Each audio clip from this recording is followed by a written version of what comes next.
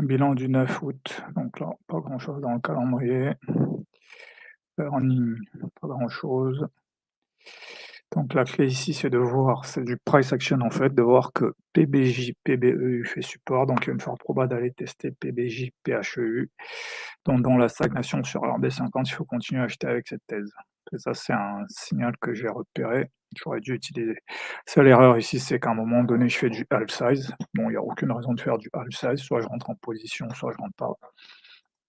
Ici, il y a un moment de confusion, c'est est-ce qu'on est sur un RB50 avec un double bottom ou alors on est sur un GAJP? Donc les indices qui auraient dû me pousser à l'achat, c'est que la veille, on a eu une bonne nouvelle, le prix reste dans le range du matin au-dessus de RB50 et quand il y a voilà, c'est en fait, c'est la remarque que je fais ici. Quand il y a échec break PBJ, il y a une forte proba d'aller tester PAJ.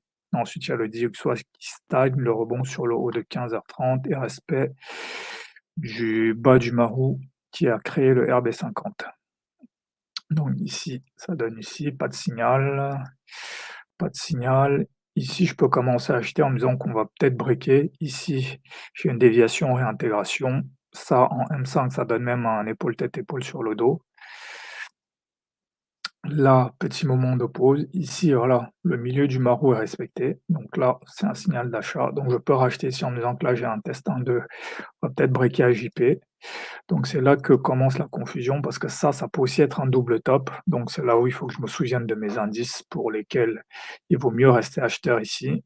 La veille, on a eu une hausse, on évolue quand même dans le RB25 de la journée, donc ça c'est quand même un signe de hausse. Et aussi, dès qu'on a testé le plus bas du jour, il y a eu un rebond. Donc il est très probable qu'on va venir chercher le plus haut du jour. Donc ça, c'est un signal assez important. Donc ici, pause, ici, j'aurais dû racheter ici, voilà. Là, le RB50, on vient le tester une seconde fois, donc ça devient un double bottom. Donc là, j'aurais dû rentrer ici 18h30, 18h45 en me disant qu'il est assez probable qu'on va aller chercher le plus haut du jour.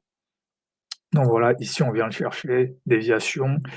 Ici, il vaut mieux pas poursuivre la déviation. De toute façon, voilà, là, on intègre. Donc même ici, j'aurais pu vendre en me disant: «OK, là, c'est juste une déviation. On va revenir chercher le PBJ bas de range» et finalement, il se passe rien. Mais il était tout à fait raisonnable de me mettre à vendre ici. Mais vraiment, ce que j'aurais dû faire, c'est de considérer ça comme une accumulation avant d'aller tester cette zone. Donc ensuite, voilà, globalement, la semaine, on évolue entre, les bornes de lundi, mardi, en fait. Là, ici, je pensais qu'on allait sortir, mais finalement, on n'en sort pas. Mais bon, il y a quand même un petit espoir sur la hausse parce qu'on évolue au-dessus de la zone des 50 de la semaine.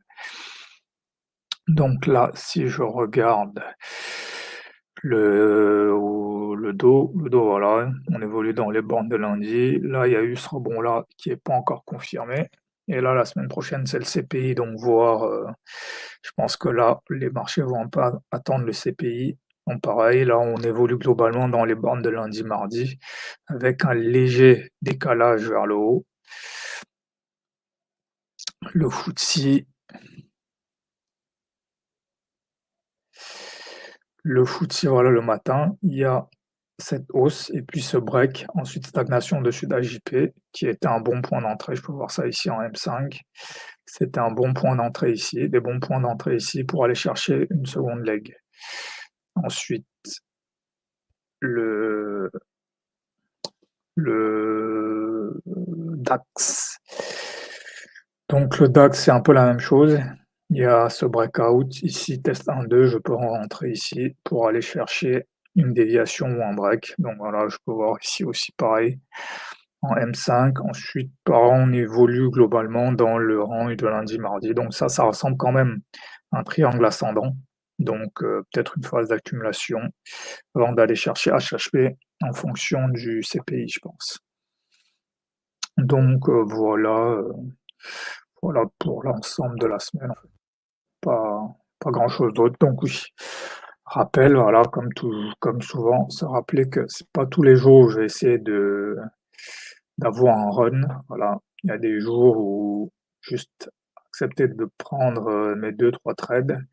Donc par exemple, si je regarde cette semaine, les journées à journée à 2-3 trades, il y en avait pas vraiment parce que c'était quand même toutes des journées un peu avec des runs. Voilà et aussi important, quand il y a des journées directionnelles, trader les secondes legs en fait. Ça, c'est une erreur que j'ai fait assez souvent, c'est de trader que l'open house et de pas prendre la seconde leg, donc ça aussi se rappeler de ça et voilà. Certaines journées ne prendre que 2-3 trades et puis sur les journées directionnelles, quand il y a une phase d'accumulation, quand il y a des RB50, là par contre, faut trader toute la journée. Voilà.